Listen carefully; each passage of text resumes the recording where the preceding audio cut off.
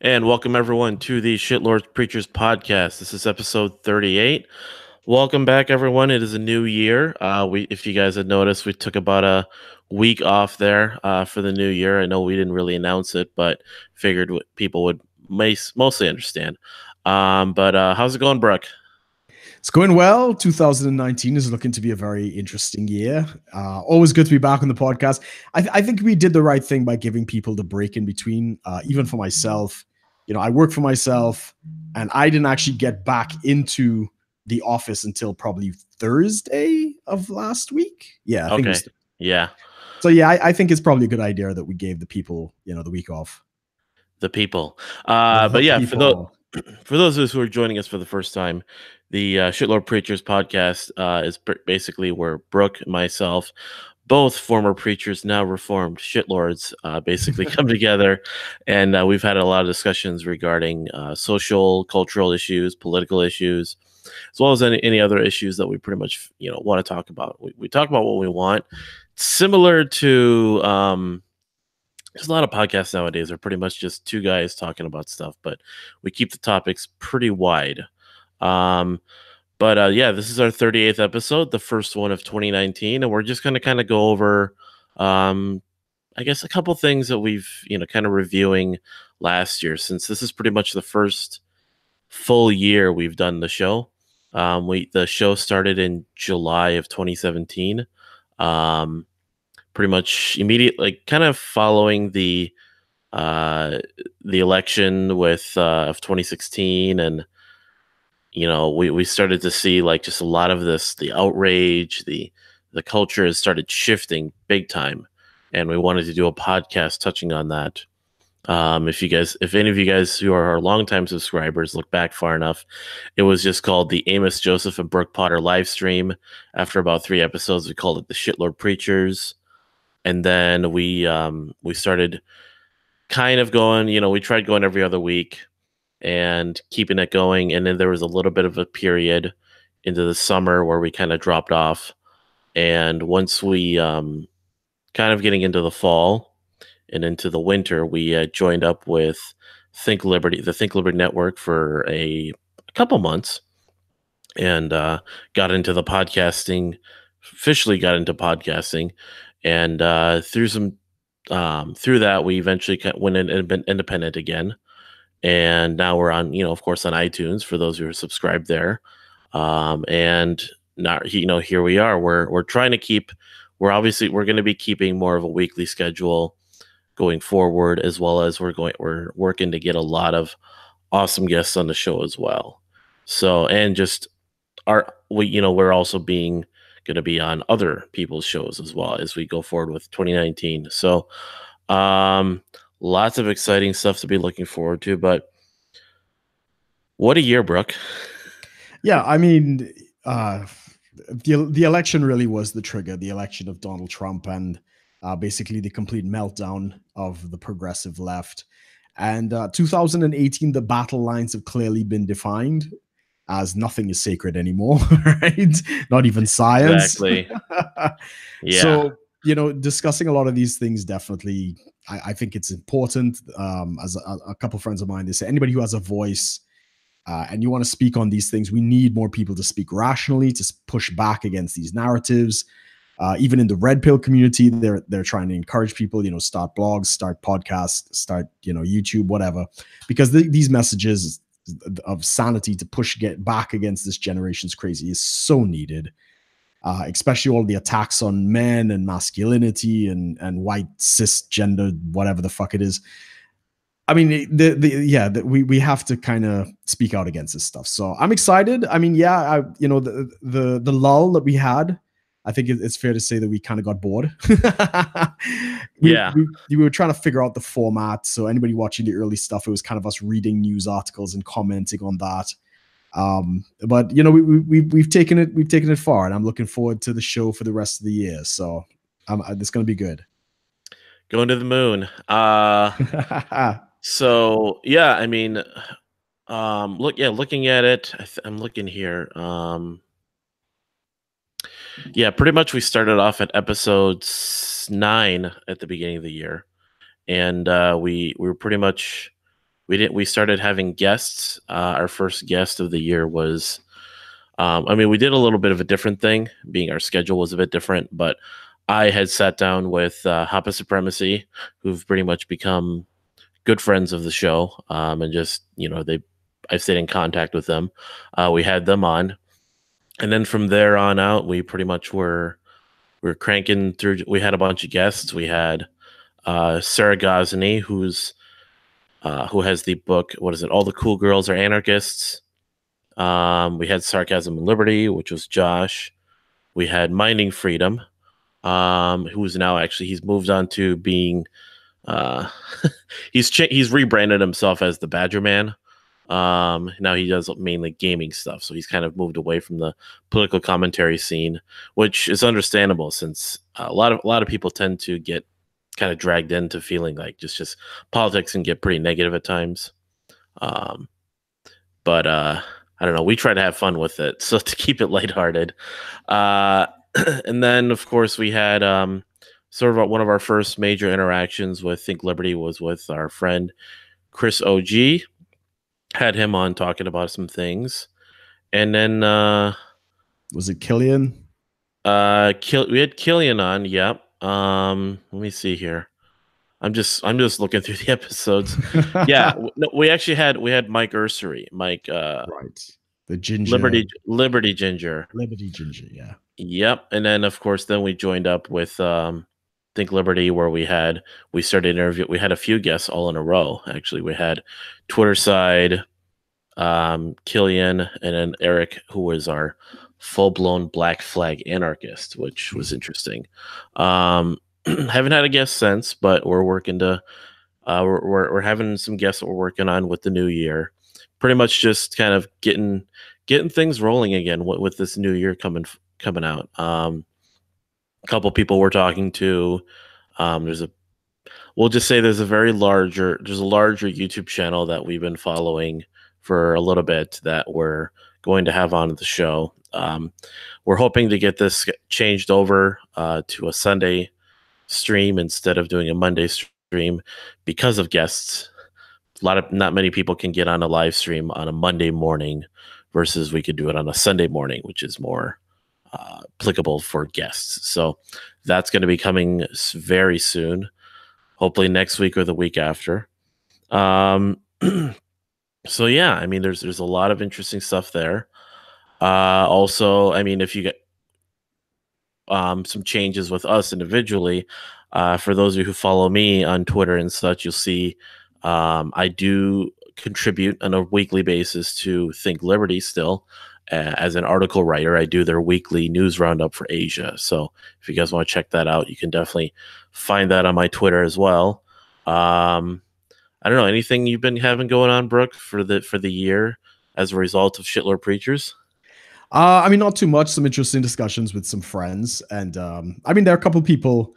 There's a gentleman back in Trinidad and Tobago, Dr. Kirk Megu, and he's actually recently launched a podcast as well. And he and I have been having some very interesting conversations. I've been giving him some advice, and maybe at some point he might be able to join us for a segment or something like that. But yeah, there have been some interesting doors that have been opening in that in terms of, people wanting to collab. I've got some people who got some really successful podcasts out here in London and they want to meet up and stuff like that. So yeah, it's looking to shape up to be pretty interesting.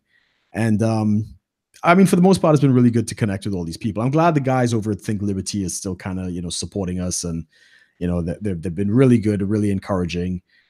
Even though we didn't continue with the network, it's still good to get their support, and they've been giving us advice and stuff like that. So to all of them, Happy New Year, and thank you again for all the support. Yep. Yeah, we do really appreciate kind of helped us kind of get off the ground with podcasting. And I really started to see, like, instead of just doing a live stream, oh yeah, being on iTunes is a good thing too. And even our friends over at Hapa Supremacy, Shane and Nico, they launched their podcast as well. They pretty much expanded upon their idea of what they called What's Happening, like HAPA for Hapa. And they created the What's Happening podcast. I think they. So I'm still one of their patrons. They restructured their Patreon to where you can just get a basic access to listen to the podcast like a day or two before it's released. And once they release that, I think they're on their third episode right now. So it's mainly, from what I've seen, they're kind of doing a lot of current event kind of podcasting, but they're looking to kind of move forward with possibly making it kind of like with their live streams, excuse me, where they're going to have guests on as well. So they're kind of shifting away from live streams and doing more podcasting. They'll still do like videos and such, but not really the guests and live streams that they have done before. But I will actually be seeing them in March, which I'll be going more into that later on once I see if when they announce what's going on with that. But Awesome. but yeah, lots of stuff that have gone on this year, and like I said, it's our first full year of doing the show. Granted, we weren't doing it every week, but it was our first full year that the show was technically still going on, and we're excited to see, I guess, 2019. Like I said, lots of guests. We're gonna, of course, be more consistent with putting out the shows, and also just getting I keep saying getting guests. Definitely moving in interesting directions with regards to, like, I guess, making this more serious. Right. I mean, you said, you've had people there that are wanting to, meet up and stuff. And that, I mean, it's just ways that we're going to connect with people, if you want to say higher up, or people with larger audiences, to definitely get our name out there. Not just, where both of us have to be there, but also just one of us, or, in the past, I've made I've made made the effort to kind of get guests on, but we're kind of individually doing that as well, where we can individually appear on maybe other podcasts, other live streams, to then point it back to the show. Correct. So it is definitely an interesting format where you and I are across the pond from each other doing the podcast. I haven't seen too many people that do that. I mean, you see people like will have guests on and such, but for the most part, I mean, even podcasts like the Joe Rogan Experience, they're there in person. Like I don't know if he like flies people out there or what, but the people usually get out to a certain place to do it. And I think it's like usually if people are going out to do Joe Rogan, they kind of go on like a little circuit because it's all in California. So they'll do like Rogan, and then they'll do Ruben, and then they'll maybe that'd be pretty cool. Ruben would be fun. That would be an interesting if he flew both of us out there. But we'll have to get a lot more famous before that happens. But one thing at a time. or he finds us and then we get famous through him. You never know. There's a possibility, but we need something of interest, So it's going to be a good year. I was just that's an interesting thought. Maybe by 2020, you never know.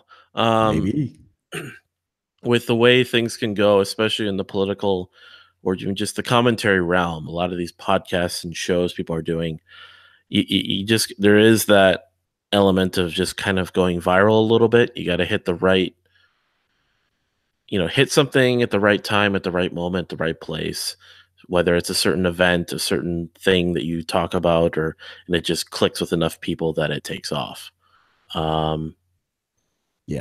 That's, we've had little things here and there. We've connected with some people, and we do the stream, and they've we've gained an audience through that. But one of these days, we just got to get one of those topics in there quick, or we just talk about it in a certain way people like it. But it's definitely been a fun year, and I'm really excited to see what 2019 has in store for us. As am I. I think we have a lot of things to look forward to. But as I said, you wanted to kind of touch on the year in review. I mean, that kind of sums up our year. But what have been some of the key moments for you guys over in the US, I suppose, for the year? Well, the Brett Kavanaugh thing was definitely a huge thing. Right. Explain what that was all about So for Brett people Kavanaugh was, in so I Europe. mean, everyone had kind of, I mean, it's Trump derangement syndrome. It's just, Trump hysteria.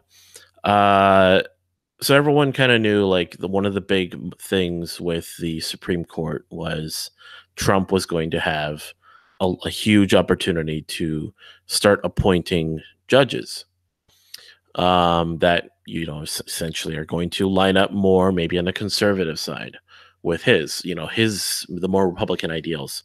Um, so everyone kind of knew of 2017 was Gorsuch. Gorsuch was the kind of the big one, but that, I mean, that had definitely had some coverage, but it wasn't as controversial. And I think I mean, it wasn't such a big deal that it was like the Brett Kavanaugh situation. So Brett Kavanaugh was a judge that I started hearing about it when I heard about, like, so when it here in the U.S. for some of our listeners who maybe are not familiar, the process of so the Supreme Court is basically one of the three branches of government that is checking upon the other two. They basically they usually are responsible for deeming whether some sort of a legal precedent. They have the final say in legal precedent to see whether or not something is constitutional or not.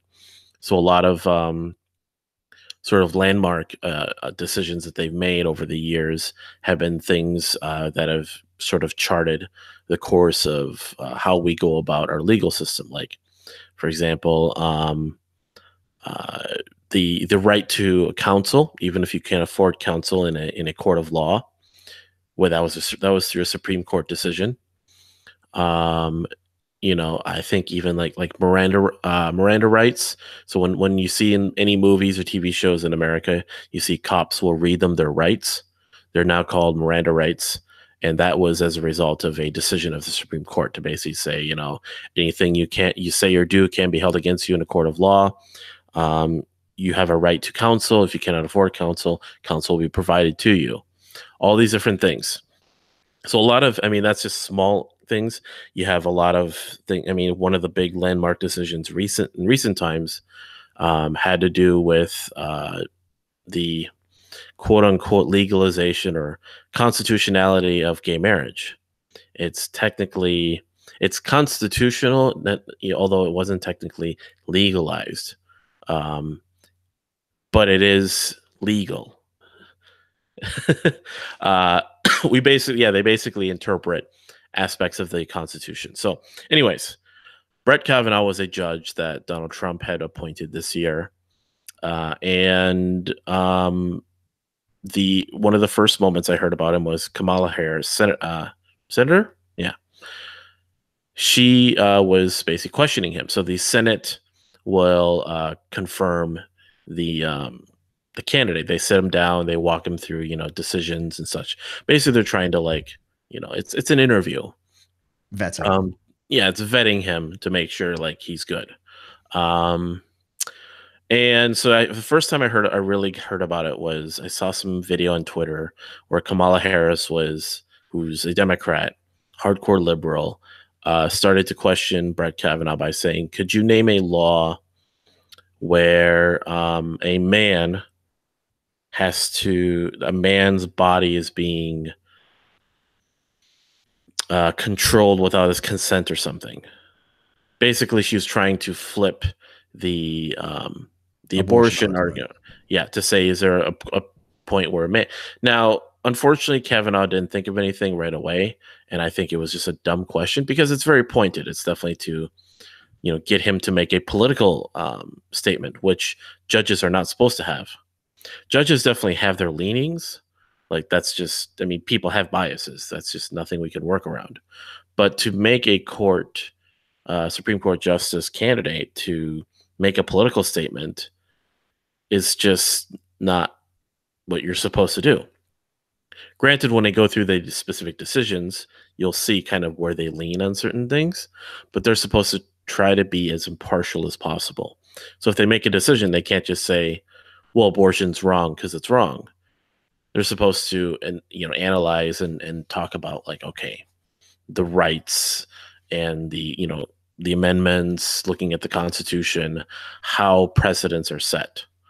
Um, Granted, he could have just said the draft, because the draft is, you have to sign up for the draft in the States. You have to be part of it. Granted, is the draft ever going to be invoked where, a huge chunk of men are going to be sent to war? Probably not. But the fact that we have to give up that right of our basically consent to being part of the military in the case that the military needs us is giving up the, if you want to say, body autonomy, to use a term from the abortionists, or pro-choice, we'll say. If anyone is wondering, yes, I am very much against abortion, but for the legal side of it, I would be quote unquote pro-choice. Like, people make their own decisions. I just would rather not make that decision. Exactly. Uh, you know, I would even endeavor to say I'm kind of like what Stephen Crowder says. I am pro-choice. I am pro, having the child, giving it up for adoption. Um, I am pro the choice of contraception, the choice of abstinence. Yeah, Right. do all those things so you don't have the baby to begin with, to have this predicament. Um, but anyway, so Brett Kavanaugh, yeah, he was brought into the Senate to be confirmed, and it started turning into, kangaroo court. Right. Some women had come up to, I forgot their exact names, had basically come up to accuse him of sexual assault at was it a college party? Yeah. I think college party, or even it was like a high school thing too. Someone had like gone back to like some prep school he was at, and I mean, so it opened up a whole Pandora's box, because now a man has to try to defend himself against accusations that are so far back that obviously statutes of limitations don't matter anymore. But it wasn't even that. The statute of limitation and the court of public opinion are unlimited. You can Correct. go as far back as you want. There was like accusations of him and basically involved with pretty grotesque, just sexual misdeeds, we'll say. Apparently there was like, where he was like gang banging people while he was drunk, and they were drunk and they were drugged. And but then when it came down to it, a lot of the testimony was not even conclusive. It was all very circumstantial. And then even it got to the point where people were realizing that, this is just uh, a takedown. It was just to, hey, a woman comes forward claiming to have been assaulted by Brett Kavanaugh like 30 years ago or something. Mm-hmm. Possibly more than that, but yeah. Yeah. And she didn't even remember half the things that happened that night. They tried doing a polygraph, which wasn't even reliable, since she was, they tried creating, involving the FBI. Yeah. Now, 17 FBI investigations. just what the hell? So it was just, to be perfectly honest, it was just a complete clusterfuck, Yeah. of just, investigating a man for something that probably didn't happen, most definitely didn't happen, for the sake of just throwing it all out there. So the man's life was definitely, for that time, it was just, he was getting ripped around. He was getting fucked over big time. It ruined Yeah. how people approached him, his family. Like I said, the court of public opinion is just took its course with him. Granted, he is in the Supreme Court right now. And people were, the outrage from that was, you know, protesters banging on the doors of the chamber of the Supreme Court, basically telling them to shut down, and it's an injustice. And um, people were actually worried that he was going to, because now there will be a conservative majority within the Supreme Court, that he will be one of the judges to vote basically to overturn Roe v. Wade, the Supreme Court decision that allowed for abortion to be constitutional. Yeah. Um, when in reality, he hasn't even done that, nor has he ever even considered doing that. I think there was something where he was actually, I forgot exactly what it was, something he did where it actually showed him to be probably more pro choice. I remember something like that. I can't remember what the article was. Was it something on LGBT rights or something? Uh, let's I see. can't remember. But I mean, it's an interesting case, right? I think it was. I don't know what the woman's name is. Feinstein. I think it was later found out that in the Senate trials that she had this information about the alleged, sexual misconduct, and she sat on it until like the appointed like day or like the day before or something like that, and then she broke the news story. And I mean, it was all very. You could see it was the political game afoot, and the Oh Democrats were, yeah, I yeah, mean, yeah, political gaming, so to speak, last over 2018 was such. I mean, granted, my first real, you know, involvement in terms of like keeping up with the news and such with a president really didn't start until really pretty much Trump. Um, right. but I mean, did you remember any level of this? I mean, just this where we are now with the court of public opinion, where the bullshit that people go through. Was there any of that during Obama or even Bush's years? Yes, it was different though. I know when Bush was about, especially for I think his second election, and the Iraq War was not going well. You did have the crazies coming out. There was a woman, I can't remember what her name was. Her son died, and basically she became like the patron saint of the Democrats. They brought it to the White House, to the Congress, and she spoke in front of the Congress. I can't remember, Sandy, not Sandy, some I can't remember, but yeah, they had the whole anti-war, Bush is the devil, Bush did 9/11, all that, all those people came out. It's the same people that are making the noise now. It's just now they're using the progressive Marxism and the progressivism as their stalking horse. So before it was the anti-war, Bush is an oil man, oil is evil, big corporations, yada yada yada, and now it's Me Too, sexual assaults, feminism, men are evil, that kind of stuff.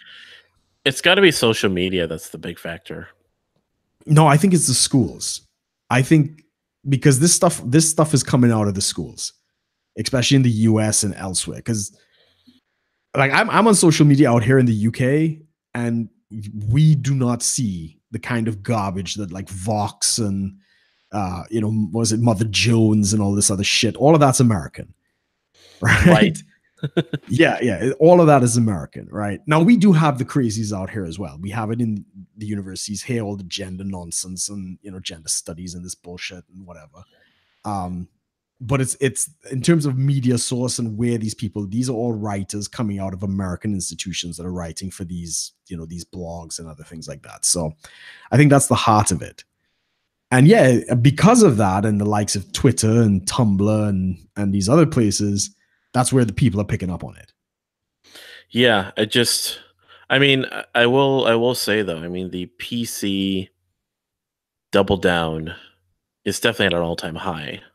Oh yeah, yeah, and it's only going to get Right. worse. Yeah, the fact that, well, so there is something different about this. I mean, Trump was kind of a catalyst. Once he was elected, the the fact that I couldn't go to a college campus to see someone. So, for those of you following my channel, you've seen I went to the Lawrence Southern event as well as the Ben Shapiro event last year and the year before. And the events surrounding that were, um, It was just interesting to go to that where just security had to be upped to a point that you'd think like the president was coming to speak. Right. Um, because anywhere the president goes, they have to have, lots of security. Well, here it was like, damn, this is just some conservative guy, especially the Ben Shapiro event. They had about, excuse me, granted, they had about 40 protesters outside, I think, and there were maybe 400 of us in the event. Right. But the fact that they had to up the security to where there was like a barricade, um, there was like a police command center right outside the building with like spotlights and radios and stuff. I think I saw at least 50 cops inside. So there was the building we were at had like a little similar to like a cafe slash cafeteria kind of thing because we're on a college campus, and there was like 40 cops in there just on call, waiting for something to happen. Nothing happened, but where some of these people go to like on the West Coast, especially some of these colleges like not quite Berkeley.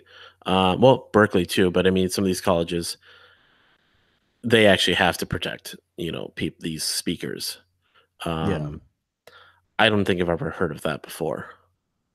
I mean, you get some protests of speakers, but they were usually legitimately like extremists.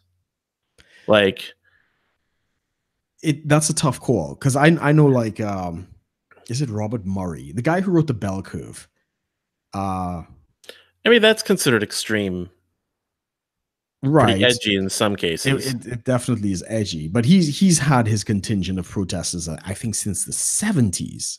But I mean, but see, that was like that. But like, if it was, I mean, Ben Shapiro.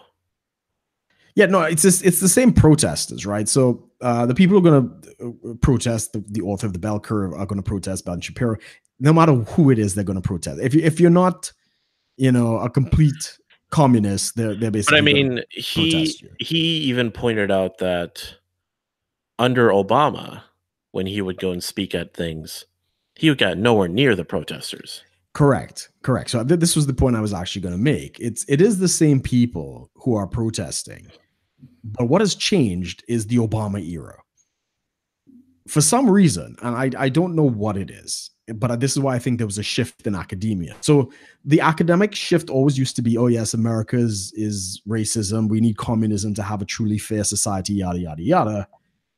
But then Obama got elected president by the majority of the country twice. So it becomes a problem to your narrative to say, well, America is racist, et cetera, but we elected a black president twice.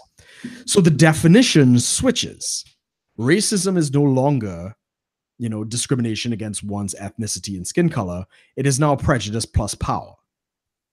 And I think that shift took place obviously I don't know for certain, but I believe the definitions of all these things shifted under the Obama administration when it came to academia.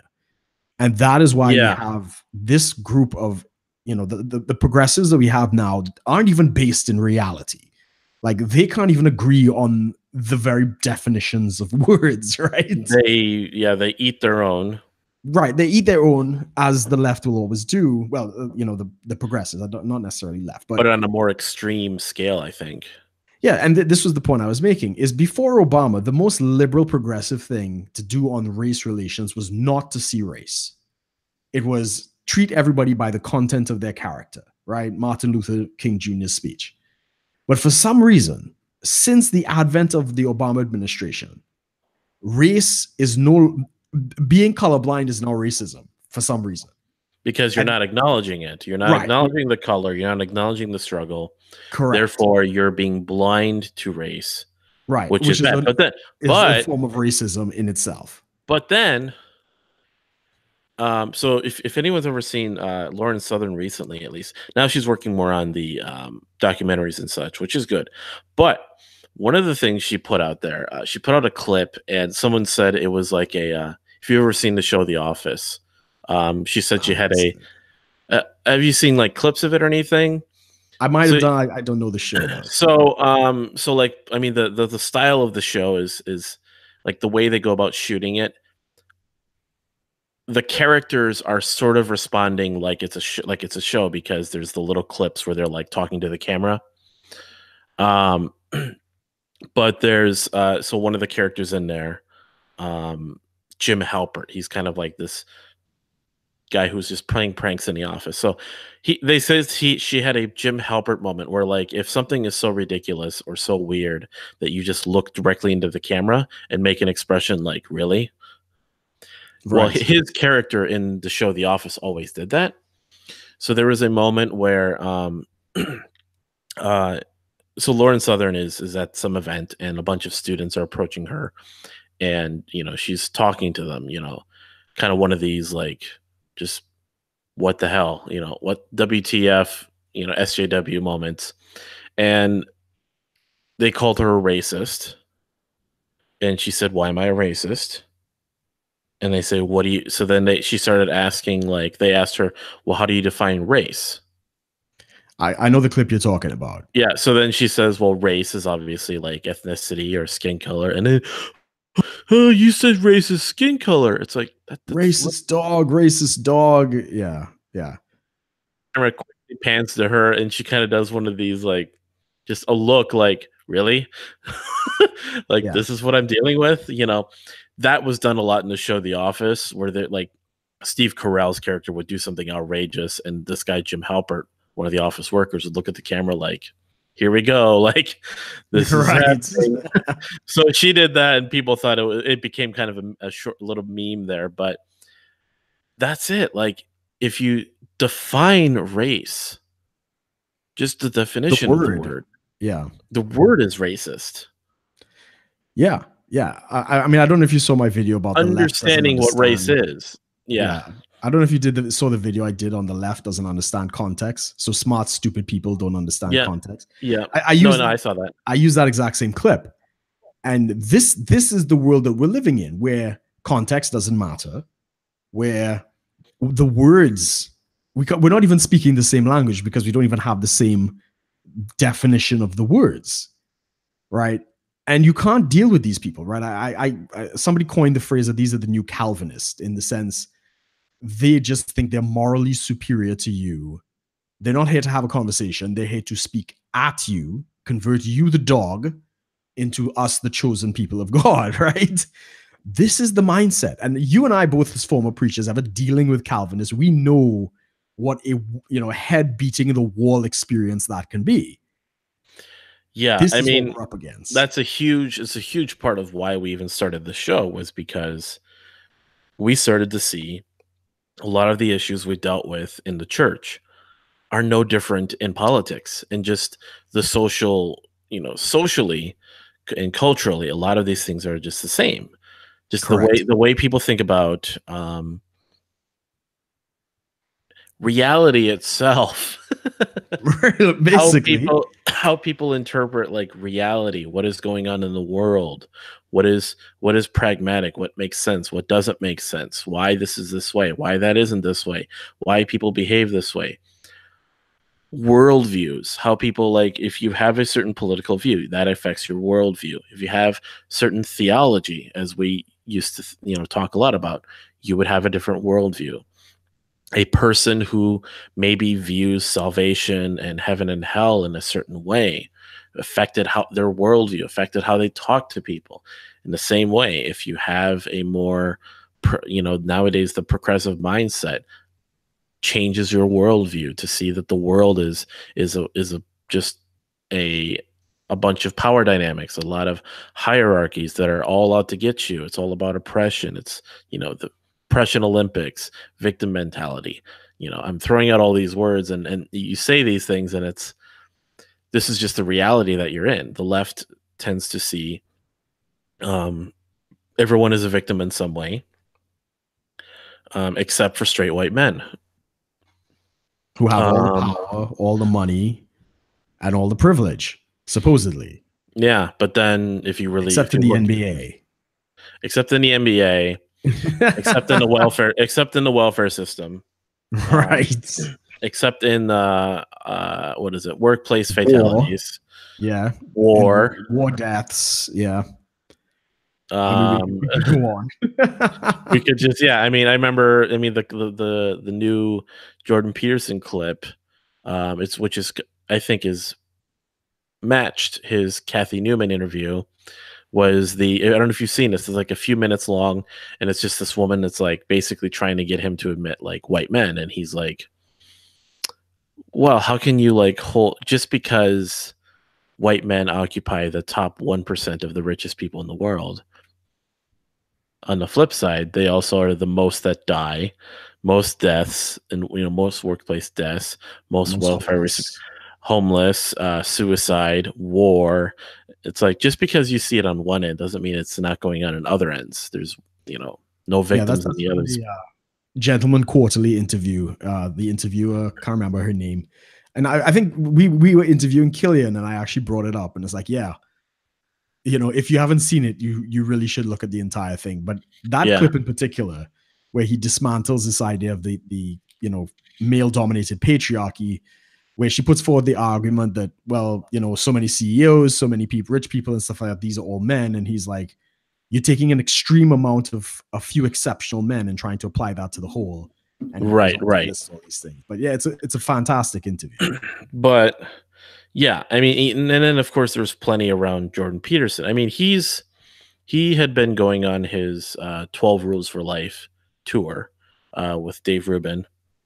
So that had it changed a lot for them. Like he'd become more, I guess his stardom, if you want to say, uh, it was growing, but it had kind of slowed down a bit. Um, Right. he's out there. We know about him. Um, he's been on Fox News a couple times. He's been on a lot of major networks across the world, at least across the Western world. Um, Yeah, he's done Rogan, he's done Rubin. yeah. I think he was on The View. Oh.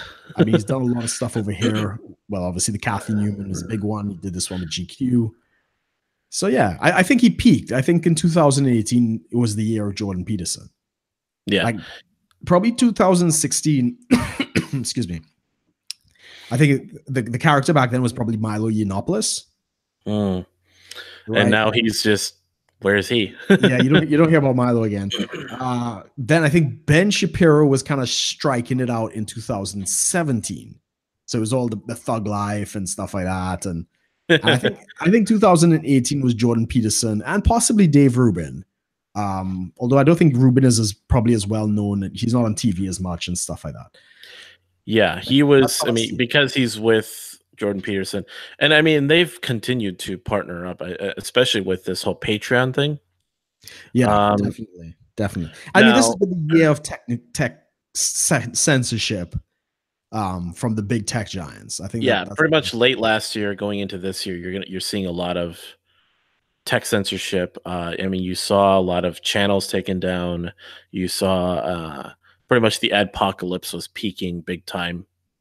The apocalypse was reality at this point, and a lot of channels were facing further strikes. You had the sort of the copyright claims. So of course you saw people like Steven Crowder went hard, and PragerU were going really hard against YouTube and Google. Um, then of course now you see Patreon has now is I guess trying to make some sort of damage control.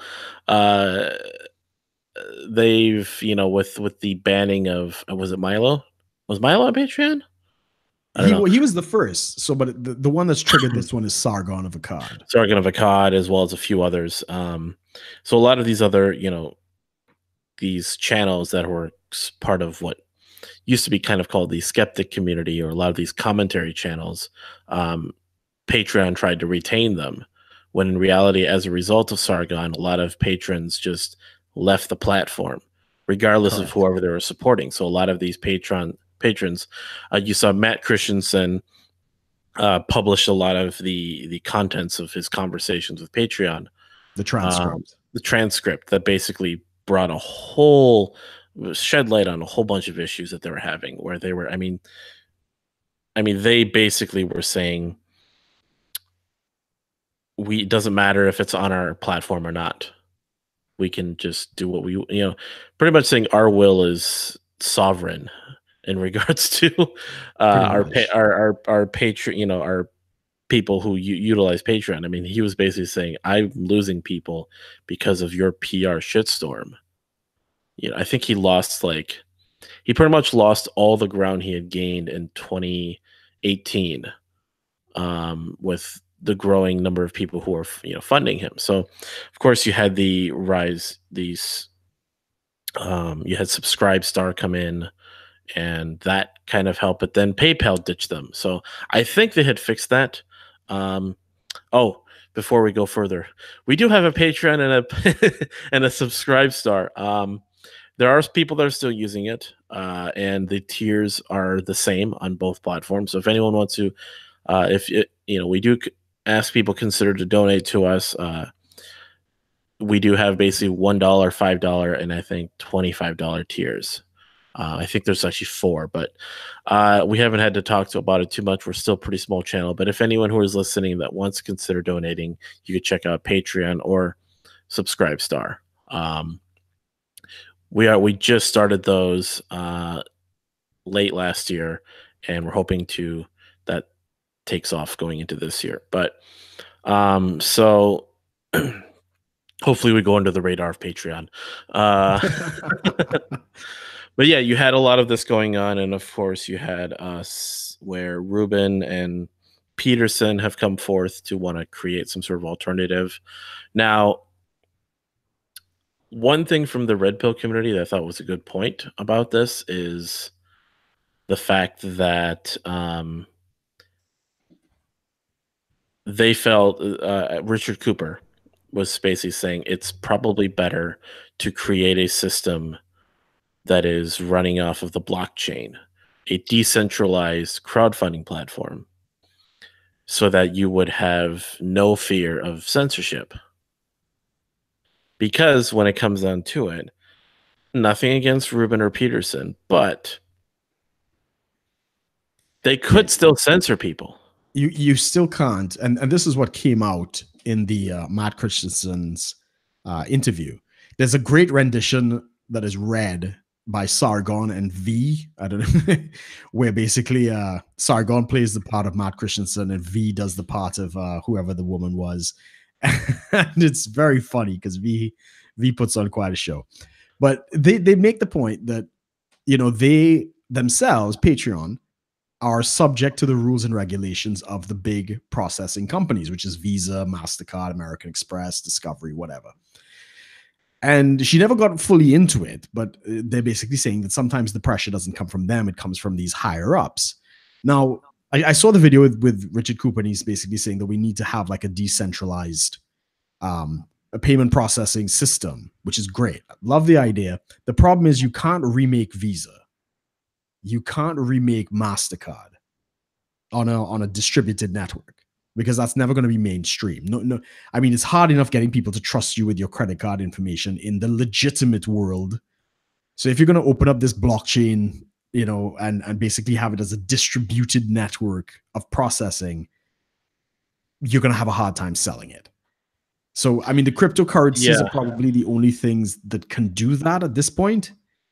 But because crypto is like no one cares where crypto's going. Yeah, well, I mean, crypto is going to zero, but at least in terms of blockchain, and if you want to do it distributed, you could do it with cryptocurrencies, or you got to do like what the people in Asia are doing, and they're using the WeChat and like just off platform that doesn't require going through a banking system. And there are no real alternatives to that at the moment, right? I mean, it's PayPal, Apple Pay, Google Pay, and Amazon Pay. Those are the big ones. And they probably have some others, but they're nowhere near the heights of the internet. We should go real old school. So if you'd like to help support us, please consider donating gold or silver. This is a good year, I think, because gold is on the rebound. I mean, we're not making predictions, but we should make some predictions for the rest of the year. Shit's gonna hit the fan. What else? I mean, so we've heard about the So the 2020 election season has pretty much started. Yeah, I see With Elizabeth Warren has thrown her hat into the ring. yeah, she was gonna go get me a beer and thank her husband for being in her own house. Um, I hey didn't see it. kids, I've just seen the commentary around it, and I heard it was a really bad. it was just a cringy thing. Like I'm gonna go get me a beer. Like she, for all the virtue signaling she does to say, I stand up for the working, the working people. It, it's so fake. Like the Democrats, I mean, the Democrats and Republicans both had their niche. Like they had the people they really reached out to. The Republicans obviously appealed to, of course, your rich people. Um, a little bit of that. You had your rich sort of conservative types, but mainly they would appeal a lot to sort of the entrepreneurs, small business owners, and even a lot of the just I mean, imagine any conservative person, anyone with like more right leaning ideas, what fields, what industries they were in, like, and they appealed to them. And the Democrats, their big one was like the middle class worker.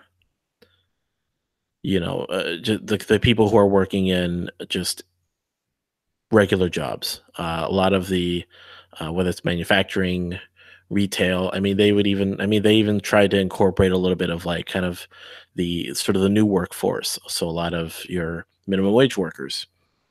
Um, and as the left became less and less relevant going into 2016 and started pretty much shitting on anyone who had any sense of economics, the whole deplorables thing, and of course now even Hillary would kind of go into some stupid, instead of, I hear you kids are playing Pokemon Go, but they should make an app, Pokemon Go to the polls. What? Hillary Clinton had a Vine account, I think. God damn. And she did like she did a video of her. So she shot a video of like a water bottle she had, and it said Chillery Clinton, and then it cuts to her, said, "I'm just chilling." It's just like, what? Oh my god. So The cringe. the leftist elite trying to basically become relevant with the common folk, is just not working. If anything, like Bernie Sanders, regardless of his crazy leftist ideas, he didn't try that. No, he was authentic. He's just like, I'm gonna spot off my crazy ideas, and people are gonna come along with it. Like I'm not gonna try to play the whole, look at He's not me, going to play the kids. game. I'm Yeah. so cool. Like if you've ever seen the meme of Steve Buscemi, the whole, hey kids, how's it going, with the skateboard over his back? Hey, how's it going, fellow young folks? It's no, he's just like, I'm gonna do my thing. Yeah. And then you see, of course, now you have Elizabeth Warren. I'm gonna go get me a beer. It's like, what? And then, look, I have a husband, and then, oh, my dog. I mean, it's laughable. What's going on? I mean, I don't know who they're going to get to run against Trump. I think Trump is a shoo-in. I think definitely, I think he'll win the second term. I already knew that. Yeah, it's a given, right? It's a given. So because no matter what you say about Trump, they're accustomed to his rhetoric by now. They understand he's not Obama. He's not an eloquent speaker. He is actually trying to do what he said he will do, which is unique in the world of modern politics. Granted, I mean, he's backtracked on a couple of things. Like people are really like, oh, look at him. Didn't he say like Mexico's going to pay for the wall, but now we're going to pay for the wall? All right, I'll give you that. Sure, yeah, we're still going to have, if he gets the wall through, we're going to get the wall. If he doesn't get the wall, I think he's done. But I think mean, in the grand scheme of things, a lot of stuff he's followed through more so than I've seen other politicians. He's done more in terms of what he has promised than I could possibly recall, at least in my lifetime. And I was there for Reagan. As I was very young, but I do remember Reagan being in office. But this is the thing, right? People have gotten wise. He's been in the office now for what, 3 years, give or take? Yeah, almost 3 years. People understand he's not eloquent. He's just going to say things off the cuff. He's going to be genuine and real, and he's going to say shit that probably isn't exactly accurate. Like his comment about, Apple in his economy has gone up 100% so many times. It's just like really stupid things. Yeah, he's doing it. He's doing the job, and I think that's what people care about. But the establishment side of it, like I don't know if you've been watching the Mitt Romney controversy on this whole thing. Romney basically took Trump to get an endorsement for Senate. And the first act that Romney did once he got onto the Senate was to shit on Trump. And it's like, wow. I mean, that is a political snake if ever there was one. That even his niece, Mitt Romney's niece, commented on Twitter like that was a shit move. Yeah. Yeah. I mean, that's what you're up against. You're up against these political elites that are completely out of touch. They only want power and influence and all this other garbage. And yes, they have them on both sides, as we both know, right? We got the career politicians, which is why I'm very interested to see what happens with Tom Cruise and his term limits. Ted Cruz. Sorry, yeah. What did I say? Tom Cruise? Tom Cruise. This message will explode in 10 seconds. No, yeah, I'm actually pretty glad to see that term limit amendment.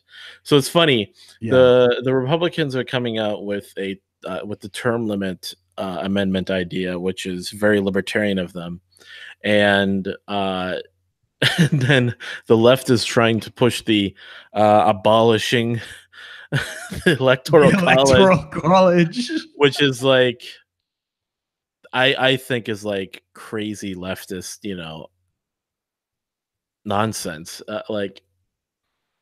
And now, of course, all the memes are coming out, or just the pictures showing like this is what happens if the electoral college disappears. Presidents only ever have to campaign in these counties, and it was like just these little blue dots across the country, and like a whole bunch of gray. Like no one has to go to these counties if none of these votes matter. It was like one county in Minnesota. Right. If you want to win an election, just campaign there. And it's just the big cities. I'm sure it's all the big cities. California, New York, Minneapolis, Florida, Miami. Well, Florida's not a city, but yeah, you go to Miami and Dallas, and you're kind of in the whole thing. Yeah. But so yeah, people don't like the two chambers of Congress was meant to do that. One was to represent the people equally. The other was to represent the states equally. Correct. And originally the Senate was appointed. So the governors of each state would send their particular senators to the Senate. And now we get to elect them. Now, ironically, we have the House of Lords, which is similar to your Senate, and it's appointed. Our House of Lords here is appointed. Now, there are pros and cons to that, right? Because obviously they're not bought and sold by special interest, right? You can't contribute to their re-election campaign and sway some kind of legislation. But at the same time, they're deadbeats, right? They make ridiculous money. They don't actually have to do anything, right? And they're making a couple hundreds of thousands of pounds a year, and they just need to kind of show up once or twice a year. So, I mean, and they're like 600, I think it's like 618 lords, maybe more. So it's a double-edged sword, as they say. Yeah, it's just, so yeah, fun stuff going on in 2018, right, Brooke? No, it's been great. I mean, just to kind of touch on something that's going on this side of the pond. I mean, obviously the Brexit stuff is front and center. For anybody who's been following it, the deadline is the 29th of March, 2019. So I think we're less than 90 days away. And basically this year we learned how much of a coward our prime minister is, and how basically all the people who seek to remain in the European Union, even though they're in the ruling party, which is the Conservatives, how little of a spine or any kind of courage these people seem to retain. They're all a bunch of fucking cowards, and nobody wants to take a hard position on anything in a fear of offending something or someone. And we've learned recently, we've discussed this in previous streams, that Theresa May has come up with a terrible, terrible deal to leave the EU that basically locks us in to an endless backstop. If we sign the agreement, we would not be able to leave unless both sides agree to leaving. So that means if the EU doesn't want us to leave, they just have to say, well, nope, you're not leaving. And there's nothing we can do about it if we sign this particular deal. And she's tried to deliver this half-hearted Brexit, she thinks it's a deal. It's more like a disaster. It's more like a surrender, as many of us are concerned. And she's failing. Thankfully, nobody is stupid enough to fall for this kind of propaganda. And I'm happy to say that it looks like Britain is going to go for a no deal. An issue, right? Because people are under the impression that for some reason these types of deals are, all kind of trade takes place because governments allow it. And as you and I both know, no, that's, trade takes place because people buy stuff from across the world, right? You could buy a German car.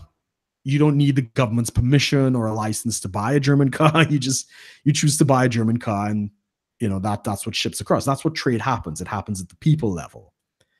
So it looks like we're going for a no-deal Brexit, which is great. It's going to save us £39 billion in whatever divorce bill these people have come up with, which is really just to bail out the German and Italian banks for all their, silly spending.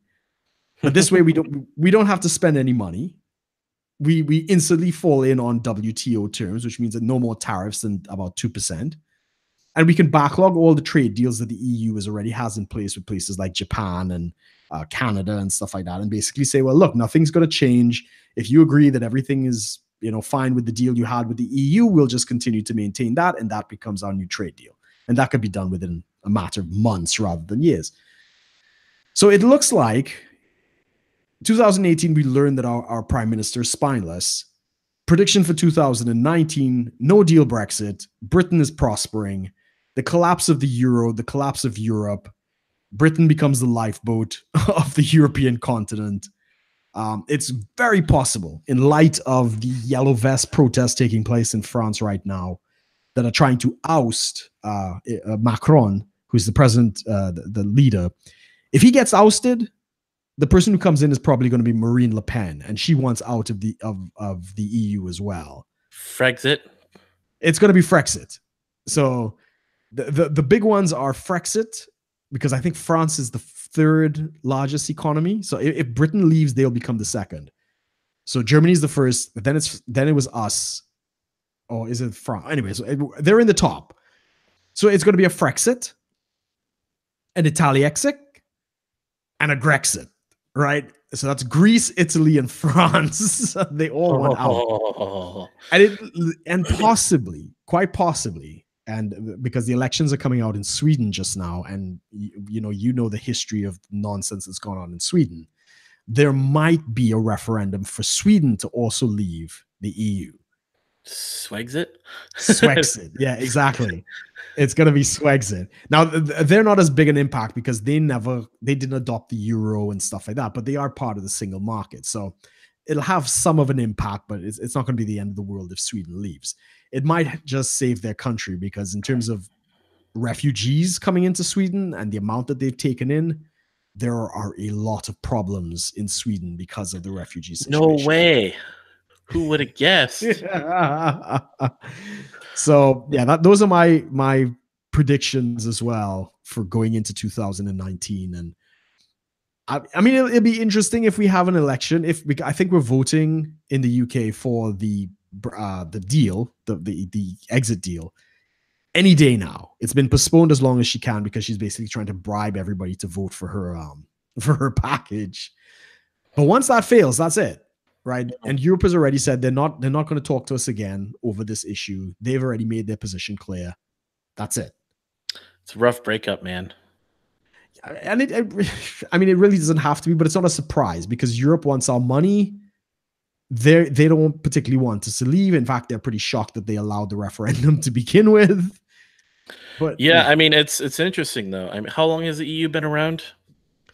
I mean, I think it was created in the 1970s, but it wasn't what it is now, right? So, I mean, there was the European, there was like a precursor to what the EU was, which was like a free trading zone, which was the European Economic Area. But the political union, I think, started in the 70s, and they this is the irony, right? The politicians took Britain and the UK into the EU without a referendum. They never asked the people if this is what they wanted. In fact, Margaret Thatcher, who was the PM back in the 80s, she said she didn't want anything to do with it, but she didn't have much longer in her term, so she never really could kind of solidify the position. But she went in and she got what was called the Great Rebate. So for every dollar that we sent to the EU, we got back like $7, like in equivalent. So they had to spend a portion of that money in the UK. So because of her, we actually get some money back, not the full amount, but we get some of it back. But she hated it.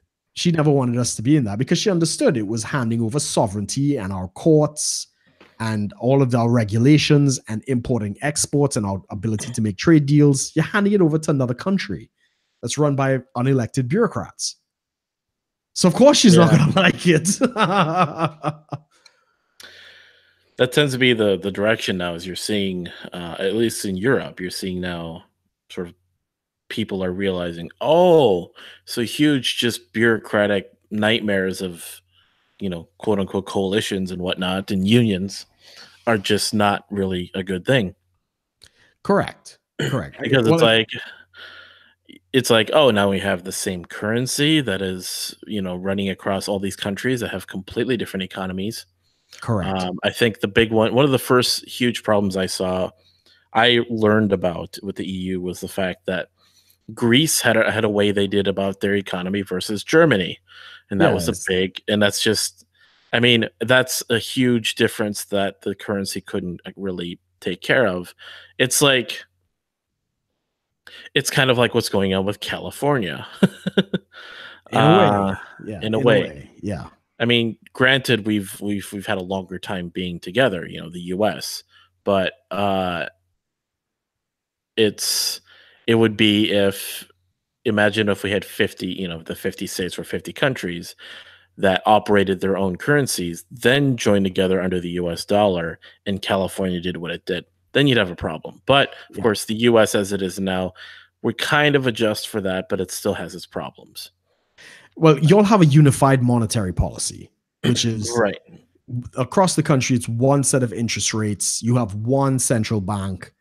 You have, one minimum wage across the country, all these different types of things. So for a large part, that kind of offsets a lot of the imbalances of the individual states. That's not what the EU has. There is the ECB, which is the European Central Bank, but then every country has its individual central bank, right? And every country individually has monetary policy, which is exactly what you're saying. So the way Greece has monetary policy, which tends to be a little more relaxed, lots of social benefits, lots of time off, lots of siestas and sleeping, and have very high unemployment and all this other kinds of stuff. That's not how the Germans run it, right? The Germans run a very tight ship. Everything's on time, everything is precision, high productivity and all this other kinds of stuff. And if you link those two with independent central banks that set interest rates independent of everything else, you're going to fracture the union. For the Germans, the euro is undervalued because of their high productivity. They should have a much more appreciated currency. But for the Germans who are high productivity, the euro is basically cheap for them. So they're selling German goods all over the world for really cheap. But for the Greeks who aren't producing very much, maybe, some olive oil and, some fruit, the euro is too expensive and it's hurting their exports. They can't actually export, as much as like the Germans can because they're just not as productive. And that distinction, right? They try to offset it with the central banks and stuff like that. It's not going to work. It's not going to work. And that is why we suspect it's coming to an end. Yay. Yeah, yeah. I mean, one guy actually said he believed that the euro might collapse and fall apart even before Britain leaves the EU. I don't think that's necessarily the case, but it's possible. Right, right, right. Yeah. Well, do you have any goals you have set for yourself, Brooke? Any New Year's resolutions that you want to I'm not. share? I'm not big on resolutions. I definitely have some plans. Getting back in the gym is probably a big one. So trying to get back into the gym 3 times a week. I was supposed to go this morning, but I overslept. Hmm. So that's a big one. But I tend to prefer to go on a Tuesday for some reason. So I'll try for tomorrow. Yeah, the gym is definitely one of them. There's some personal choices and stuff like that that I'm dealing with in terms of you know, uh, well, yeah, personal things that I'm working through. That I'm definitely making some decisions regarding a lot of those things and where I want to be and uh, yeah, just kind of who I want to be this year and what do I need to do to get to those places Right, and stuff right. like that. Going back to Trinidad for 10 days in March, so kind of wrapping up whatever my mother needs because my mother's still out there. So it's kind of like, okay, is the money situation good? Are you comfortable? Kind of like a last hurrah, because I probably can't go back for a while at least. So those are the big ones. I'd like to get out to Dubai and possibly Russia this year. Maybe go and visit my Russian friend. Um, who ironically is in Dubai for the at the moment. And I keep asking her, did a rich Arab man fly you out to Dubai? Like, is there Uh, some chest action going on here? oh, geez. But she's not answering me. Huh. So Huh. yeah, I think those are the big ones. And I wouldn't mind going out to Thailand maybe in August, and we might consider going to the 21 convention in November. Is that it? That is a goal, definitely. Right. um, and I mean, if you're, I mean, either way, I'm gonna go. I'm gonna try to go. I Right. know they haven't. They do like a like early sale tickets, so the prices start to go up as you come closer to it. Right. So that'll be the goal, is to get those tickets as soon as possible, and then have the means to get there and stay there, obviously, for the thing. Um, Being in Miami, I know they're doing a 21 convention in Poland. Because interesting enough, there's actually a huge community of red pilled guys in Poland for some reason. Um, Not surprised. but then again, yeah, with the way their politics are and their social norms, there it actually makes a little more sense that it's in Poland and nowhere else. Granted, they'll have guys from all over the EU go there, but anyways, for me, I guess I'm looking at. Um, you saw me. I posted on my Facebook how I read the Rational Mail a year ago today, Yeah. and different people obviously have different paces, and I've really taken my time with it. Some guys, they read the book, they get the content, and they're just running with it right away. But this year is kind of the year that I'm really going to move forward with sort of the red pill content and what it all entails. Whether it's self improvement, whether it's just working on the obviously in the dating and relationships side of things. Getting out there, meeting people, whether that's through yeah, meeting new people, or just um, if you want to say tapping the connections I've had in the past, just to see if those go anywhere, as well as just on the self improvement side, kind of I guess what the term would be, kind of hunker down, just strap in for really getting more serious about diet and exercise too. Um, Right. uh, as well as making moves in the financial sense of actually like setting up, building up myself financially. However, I have to do that, whether it's through saving money, whether it's through making certain investments, stuff like that, actually to set myself up that by the end of the year, I have some means to make a huge move that could actually really benefit me in the years to come. Making those Excellent. decisions that as I go into as I'm approaching the later half of my 20s, and I'm going into my 20 in my and as I will go into my 30s in the next couple years, um, that I will have the means to do what I want to do, and not just, you know, whether it's whatever we do. I mean, this show is going to obviously be part of that too, but whatever we do with this and being able to um, personally have the resources to do what I want to do. Yeah. Uh, sounds like I'm just around. It's a roundabout saying of make a shit ton of money so I could do man stuff. Exactly. I Exactly. mean, and if anything, it's to not necessarily to like emulate or mimic kind of what Brooke, what you've been doing, but to kind of get to that point to have resources to pursue things, to actually like have that ability to like look into, okay, do I want to invest in this? Do I want to go here? Like, it's definitely important to get out of where I live right now. No, I would agree with that. I'd agree with that. You live in a very small town, and it's not great for personal development. Let's just say that.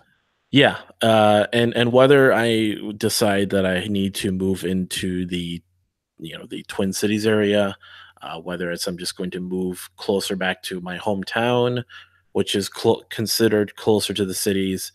It's the suburban area is a little bit better, obviously.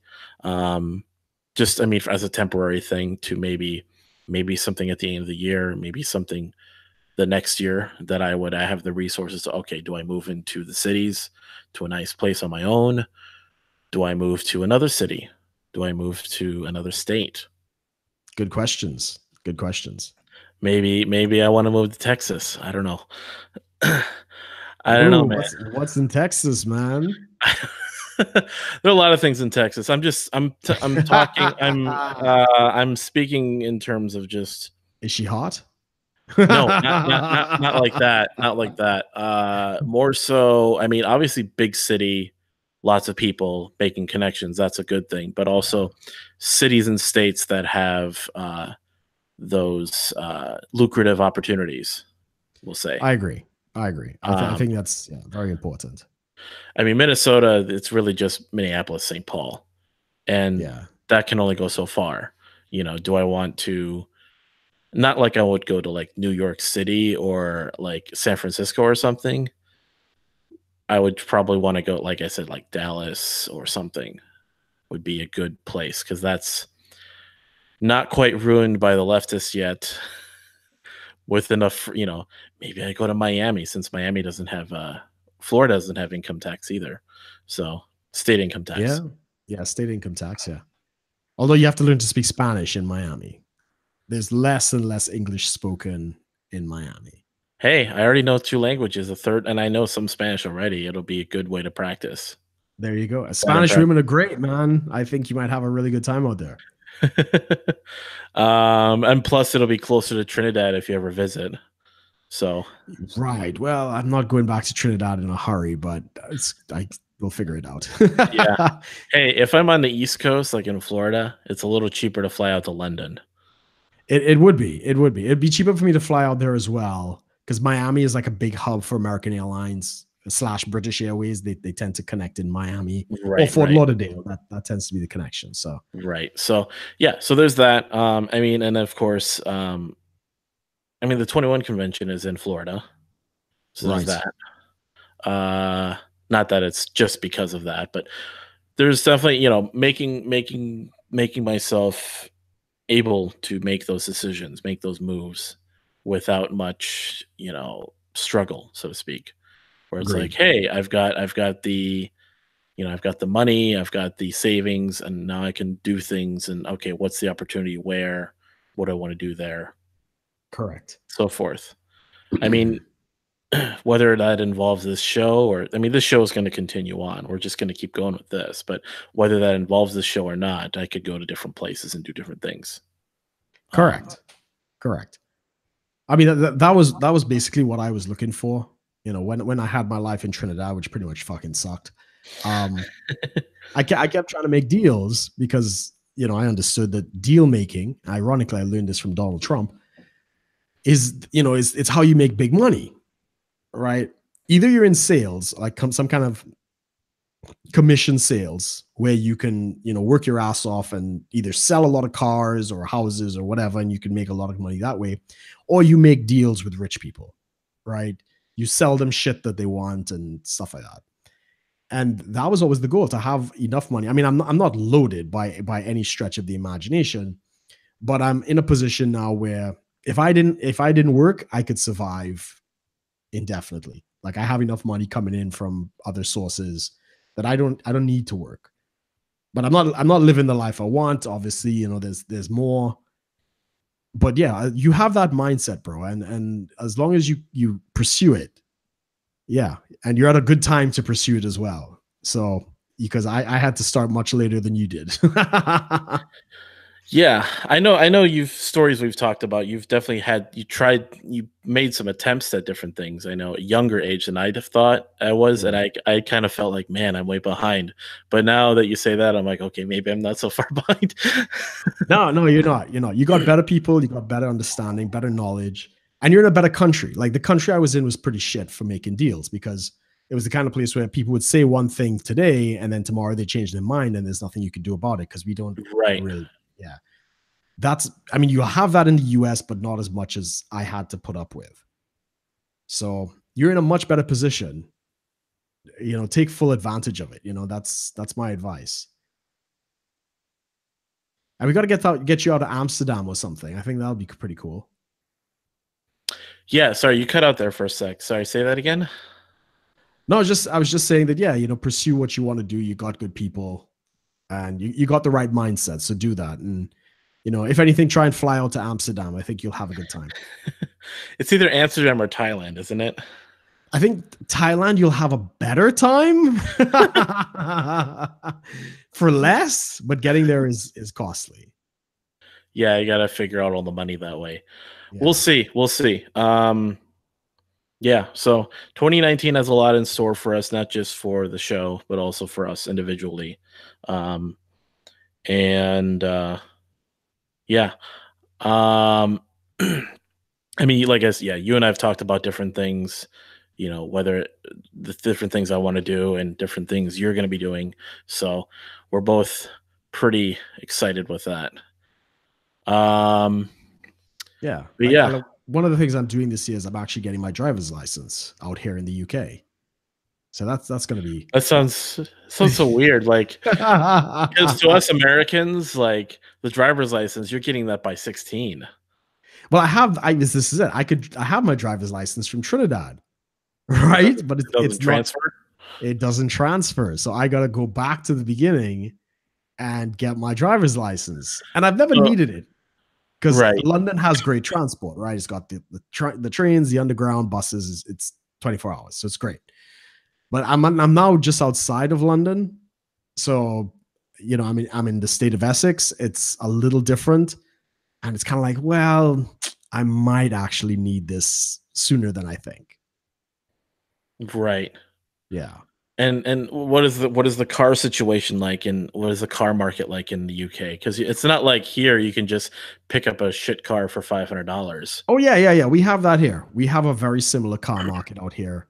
Um, I mean, you'll get a shit car for, yeah, £100, £200, and stuff like that. But because of the way my company is structured, it might actually be better for me to lease a brand new car and get the Lease a tax write car. off. Yeah, because I have a property business, so I could basically write the car off as an expense for visiting the properties. So, Ah, right. So very little cash up front, and as you know, cash is king. So I don't want to spend money on a depreciating asset. it's actually fun. Similar thing with my family. So I've told you with my grandfather and uncle what they do, and part of what he's doing is advertising his business on his personal vehicle. Right. They put stickers on it now. Right. Everywhere he goes, he can write it off. That's it. That's it. That's and it's not a loophole. Kinda, it is a loophole, but it's a legitimate expense to the business. Right. So as I say, if the expense of having a car is related to the business, you could actually make it a tax benefit, which is why in the job that you're in now, they give you a car because for them it's an asset. They could write off the depreciation, they could write Right. off the And I don't fuel. even, yeah, all the fuel is out of their pocket, not out of mine. So, Yeah, um, so yeah, but yeah, it's just funny when he told me that, like, he's like, everywhere I go, I'm advertising my business. there you go. He's like, I'm going to church with the family, advertising the business. I'm doing a cross country road trip with the family. I'm writing that off as, all my miles are being written off. I'm like, I never thought. I mean, on one hand, it makes sense. On the other hand, it's like, yeah, but everywhere your family goes, you're advertising your business. It just feels a little odd. But Yeah, yeah, I guess you do what you got to do. Um, yeah. Especially if you got young kids in the car, it's probably not a good idea to have a phone number and an address while you got like young kids in the no, it's just car. like a website and a phone number. I think it is. Because That's they, probably all yeah, right. because his business is it's an office somewhere else. So, Right, right. Yeah, I guess that's all um, right. but no, it was just interesting when he shared that with me. But excuse me, yeah, Yeah, get savvy about your taxes. I'd give you that as a piece of advice, because the American system is probably. I mean, you guys actually obey the rule of law, unlike here where they could just disregard laws at whim. But get savvy about your taxes, and especially if you want to do some kind of side hustle, it might actually be in your interest to set up a company, maybe a Delaware or Nevada corporation or something. Like you talk about Florida being without income tax, you don't actually have to be in Florida to take advantage of that. You could set up a business in Florida and just, cycle money through it and it will get the same benefits as if you were there. but I would need some sort of residency though, wouldn't I? Yeah, it's called a registered office. So normally when you register a business, you pay like 100 US a year and you get the address. Oh, okay. Yeah. Well, yeah, that'll be things I'll have to look into. We'll save the tax information segment for another time. Shitlord Preachers Tax Edition. It's like, what? Aren't Yeah, we libertarians? we could do immigration, we could do taxes, It's like, aren't we libertarians? We're not supposed to be espousing taxes. Hey, Um, everything is a hustle. oh crap, we didn't even touch on the IRS. They are What's shut going? down this year. Now that's a pack of bullshit. Well, And I understand. No. So I get what I know the nuances of it. I'm just throwing that out there for the sake of the headline. But yeah, with the government shutdown, so far right now, as of today, all tax returns that go in, you either pay in and they don't necessarily have to pay out as long as the shutdown is as it is. But the Democrats are going to push, I think, next week. So this week, I read this last week. So this week they're they're going to try to get some legislation through to basically get the IRS up and running so that they can process returns to basically get everyone's right, tax returns on time. Because with Trump, holding his position with "Give me the wall," um, the IRS as of now, like if it was February right now and the shutdown was still going on, they wouldn't have to pay out. They would only require payments, right. which was ridiculous. And I was pretty bothered by that since a lot of what I got going on is like, well, I need that return to get me at least on track. Right. I don't want to be a month or two behind because my return's not going to come right away. Right. Um, so it was just, yeah. But now that the Democrats, I mean, it's not like I'm gonna, now I like the Democrats, but it's at least they're smart enough to realize, well, let's get everyone's returns on time first, then continue to deal with Trump. I'm Um, pretty sure it was the Democrats that shut down the IRS in the first place. And this of course is the political game. Whenever there's a yeah, shutdown or a cut in funding, they, like if a business it was running out of money, they would cut the least essential thing they could find. But when it comes to government and government spending, they cut the most important thing they can find to cause as much pain as possible for the like, sole purpose of yeah. getting I people to mean, lobby for the yeah. change to go back to I what it was. even, I even, I even was telling some libertarian friends. I said, if like I'm not getting my tax return on time, if I find out that I'm not getting it on time, and it's actually like, and a lot of other people are not getting it on time, and some protests are going to start about this. Like, if we're going to go to like the Midwest IRS office to protest, I am going to that. Right, right. Just make sure you blame the right people, which is probably the Democrats at this point. Well, it's like you want to blame the IRS, but at the same time, you want them to give you your money back first. Then you go blame them. Yeah, yeah. Well, I mean, this is so the Democrats are basically blaming it on Trump. Trump is going to blame it on the Democrats. It has more to do with the Democrats at this point. But yeah, I think that was targeted. Anything to do with that causes people pain, Oh yeah.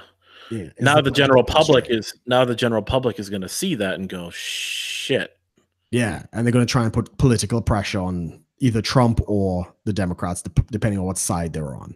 Yeah, and that's just not true. It's just, well, It's political bullshit. yeah, it's like, oh, we're not going to give you, and whether it's like if they cut welfare, Yeah, and now all the, we'll just say all the poor people are going to be mad, and they're, the poor people that can vote are going to vote differently, or they're going to just put political pressure wherever they want. It's manipulation. So, yeah. um, And this is also the fear of the Democrats. I don't know if welfare is being paid or not. That's a good question.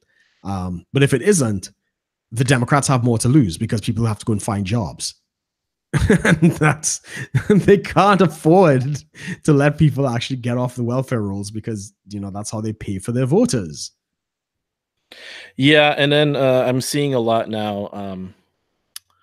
A lot of some libertarians are starting to speak out on the government employees that are losing money. Right. They're just straight up just saying you should get a different job then, because Correct. it's really starting to hurt at this point for a lot of government employees. Yeah. Go and work part-time like everyone else somewhere else. Isn't that what you had to do at one point? You had to work two jobs when things were tight at home. Yeah, I've had to do that before. It's just funny. It's like, but libertarians are really getting hard on that. Like, hey, you're working for this, the machine. Time to move. Time to ditch that and Get a real job. exactly get a real job. I mean, was it like hundreds of TSA agents are just calling in sick now? Yeah, fine. Take their Good, sick days. good thing I'm not. Yeah, sick days for what pay? No pay. No pay. Yeah. But yeah, it'll be good thing I'm not traveling at this time of year. Yeah, I don't think even no, when I go back to Trinidad, I'm not passing through the US. I go straight. So, but yeah, it might be a mess. It might be, but that's by design. They could cut a whole bunch of bureaucrats and save all this money and keep everything running, but no, bureaucrats keep their job, their pension, their pay. And even when this thing is over, when the government comes back, all that lost money will be compensated with interest. And they'll basically call it the damage that was caused by the shutdown. They're just paying it all back to They just pay it all back. I mean, that's what happened the last time when Obama was shut it down over, I can't remember what it was, some tax something. Yeah, after it was all done, everybody have submitted a bill that was overinflated and supposedly it cost billions of dollars. And everybody got paid. It's just bullshit. None of this is real. yeah. Yeah, that's the Trump machine over here. Then again, Trump saying, I'm going to keep it shut down for months, even years. I said, bless him. He's doing the Lord's work. What? Like, give me my tax money first. Yeah, I have no issue. I think I read a fantastic article today that a private group is cleaning the national parks. Yeah. So normally that's the government service. They'll go and clean the park. Volunteers. Private volunteers are going to keep the parks clean. How awesome is that? So the longer this shutdown goes on, the dumber the government looks because life just goes on and you realize how little you actually need this thing. I actually, one of my siblings' friends worked for a government agency during one of Obama's shutdowns. And it was interesting how they had to go, like they were still working, but it was like in a very limited fashion. I think his department, they actually were still getting paid, but it was just like, we're not doing as much work. Yeah. Yeah. Well, that's nothing new. But anyways, but yeah, thanks everyone for joining us today. Was there anything else you wanted to add, Brooke? Or No, no, I think we're good, man. That was a good show. You know, but yeah, thanks everyone for joining us today. We will be back again next week. Like I said, the next week or two, hopefully, I'm going to get this bumped over to a Sunday. That just has to do with my work schedule mainly. But yeah, we will be on again next week. You'll be check our Twitters. I am at Amos Joe. Brooke is at Brook_Potter. Of course, check out our Facebook page, our other social media links, as well as our subscribe to our Patreon if you are considering supporting the show. But yeah, thanks everyone for joining us. We will see you again next week. thanks for watching, guys.